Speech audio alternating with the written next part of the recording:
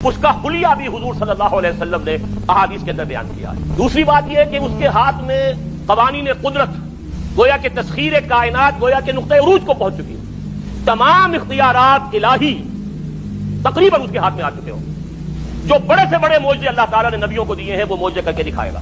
وہ مردہ کو زندہ کرے گا، مردہ لوگوں کی افواہوں کو لے کر آئے گا، ان کی روحوں کو، اگرچہ جھوٹی روحیں ہوں گی، وہ شیاطین جن ہوں گے جو ان کا بیس بدل کر آئیں گے، لیکن یہ کہ وہ لوگوں سے کلام کریں گی۔ یہ اسپرچولیزم جو اپنی انتہا کو پہنچا ہوا ہے یورپ میں اور مغرب میں، یہ در حقیقت اسی کا ایک مظہر ہے۔ وہ کھلے بیابان کو کہے گا جہاں بالکل جنگل جو ہے وہ صحرا تھا، وہ لوگ گلزار کر دے گا جب چاہے گا، جب چاہے گا، جہاں چاہے گا بارش برسائے گا۔ فاصلہ اس کے لیے بے معنی ہوگا۔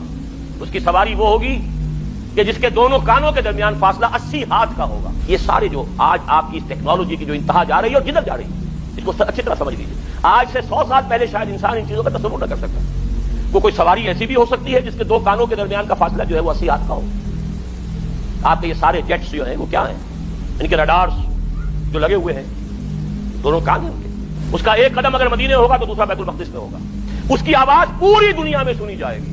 سنی جا رہی ہے کہ نہیں؟ یہ ساری قدرت، ساری قوتیں، تسخیر کائنات کلیتاً ایک آدمی کو چیر کر دو ٹکڑے کرے گا، دونوں ٹکڑوں کو علیحدہ کرے گا، اس کے درمیان چلے گا اور پھر ان دونوں کو جوڑے گا اور کھڑا کر دے گا۔ احادیث میں ساری موجود ہے۔ سرجری جدھر جا رہی ہے وہ جب نہیں کہ وہاں تک آدمی پہنچ جائے۔ فریز کر کے تو یہ معاملہ ہو ہی سکتا ہے۔ جس قسم کے آپ چاہیں گے مخلوق پیدا کرنے کے قابل ہو جائیں گے، جو صفات آپ چاہتے ہیں پیدا کر لیں۔ ایسے انسان پیدا کیے جا سکیں گے جن میں سرے سے رحم اور سرے سے رقت کا مادہ ہی نہ ہو۔ ہیومن روبوٹس، جن کو جہاں سے جو حکم ملے گا، جس کو کہا گیا قرآن مجید میں ایسے غلاظ اور شداد لوگ پیدا کر دیے جائیں گے کہ جن کے دلوں میں کوئی رحم نام کی کوئی کسی شے کا شائبہ نہیں۔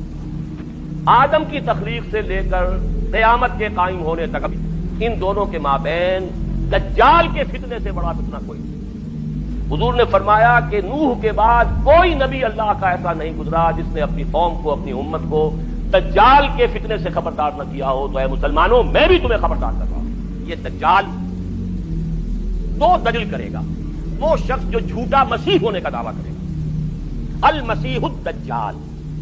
جیسے حضور نے فرمایا میری امت میں 30 دجال اٹھیں گے جو نبی کا دعویٰ کریں گے، اور پھر ایک وقت ہوگا کہ جب کہ ایک شخص کھڑا ہو جائے گا یہود میں سے مسیح ہونے کا دعویٰ کر کے، میں مسیح ہوں اور میں اب قائم کروں گا گریٹر اسرائیل۔ وہ مسیح الدجال ہوگا اور اس کو قتل کرنے کے لیے اصل مسیح عیسیٰ ابن مریم نازل ہوں گے علیہ الصلوۃ والسلام۔